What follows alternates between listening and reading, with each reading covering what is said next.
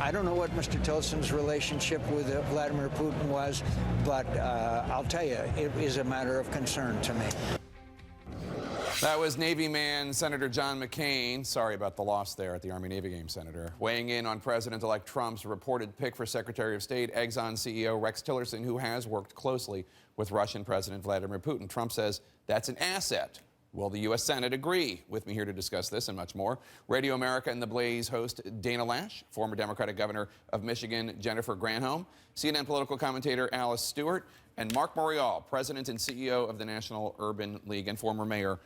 So thank you one and all for being here. I appreciate it. So, Alice, let me start with you. Tillerson and ExxonMobil, clearly there is a business relationship there, and you heard Senator Cardin earlier in the show say that the next Secretary of State has to represent America's interests, not the interests of the oil and gas industry. Do you think this could be a problem for confirmation hearings? Well, I think, first off, no official decision has been made, although it does appear he is the strong, likely candidate for this, and we have to wait for Donald Trump to make the announcement. But look, it's one thing when you're a CEO of a major corporation and you're dealing with foreign leaders selling goods and services. That's one role.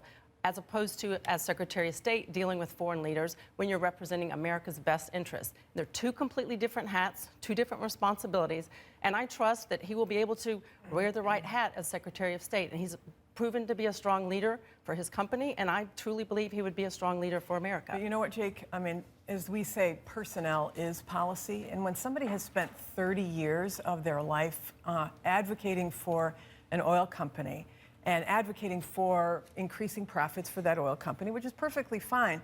Donald Trump is not with him in all of the thousands of small decisions that any leader who's appointed to the cabinet has to make on a daily basis. Those small decisions are what bend the arc of policy. So having somebody like Rex Tillerson, who's billions of dollars of investment in Russia, who's got 10 joint ventures as Exxon CEO, with Russian state-owned companies, who has been a clear ally of Putin. This is a gift, really, to Vladimir Putin. I think, Jake, the important thing is there's got to be a full, complete, thorough confirmation process. And I think what comes into play is transparency around Exxon's dealings, not only in Russia, but all over the world. Right. The public has a right to know what entanglements are involved with the secretary-designee, or the putative secretary-designee. Dana, some of the strongest voices voicing concern about Tillerson are coming from Senate Republicans. Senator Lindsey Graham told the Washington Post, "I don't know the man much at all, but let's put it this way. If you received an award from the Kremlin, Order of Friendship, then we're going to have some talking." Can you do it with a better accent? Because I'm hearing you say that in Lindsey Graham's accent right now. It's better in the original South Carolina. Exactly. Criticisms of Lindsey Graham aside, look, the confirmation hearings are going to be tough. Is he going to make it through? I don't know. And it's true. It's not an official decision yet.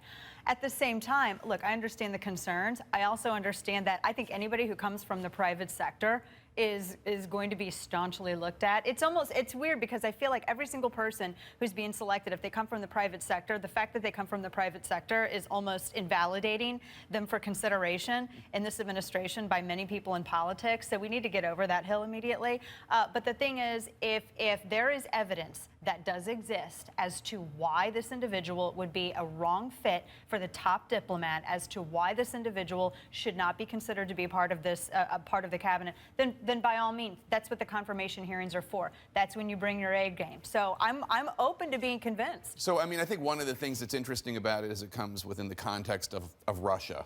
Right. Looming large, Nosferatu style behind the U.S. election. And former Congressman Joe Walsh, a Republican of Illinois, tweeted about the Russian hacking, Russian meddling, quote, "I'm a Trump supporter, but if Russia messed with our election to help Hillary lose, I'd be pissed and I'd demand something be done about it." Do you think, obviously, there's no evidence that what Russia did changed the outcome of the election, right? True. But do you think that the tone from people like the president-elect is right? Because there are a lot of people like Congressman Walsh who support Donald Trump, but also don't like the idea of Putin getting involved in this. Well, first and foremost, it's important to notice there's no credible information out there or evidence to say that this is the Russian government that's responsible for these hacks. While As opposed to Russian hackers. Russian hackers, the IP address does indicate clearly it comes from Russia, but it doesn't necessarily mean it's the Russian government. But there are concerns with Russia, and there have been concerns with Putin. That's why it was frustrating when President Obama criticized Mitt Romney for voicing his concerns. That's why there was frustration when Hillary Clinton tried to hit the reset, which was a complete failure. I think we will have strong opposition to Russia. We understand the dangers involved there, and I think Donald Trump will set the right tone, specifically with who he picks as Secretary of State. This is outrageous and dangerous,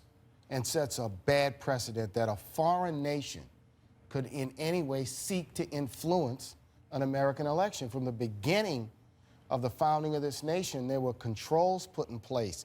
That's why we have limitations on who can be president. That's why there's the emoluments clause. We need to know as American people whether there was an effort by Russia, abetted by Russia, encouraged by Russia, financed by Russia to affect this election. Because what we don't want is to turn this into every country in the world has a campaign office in the United States behind their intelligence agency trying to influence the outcome. Congress must thoroughly investigate. Right. I mean, this is really the biggest story of the election, other than Donald Trump's victory, which is a foreign, not just any foreign country.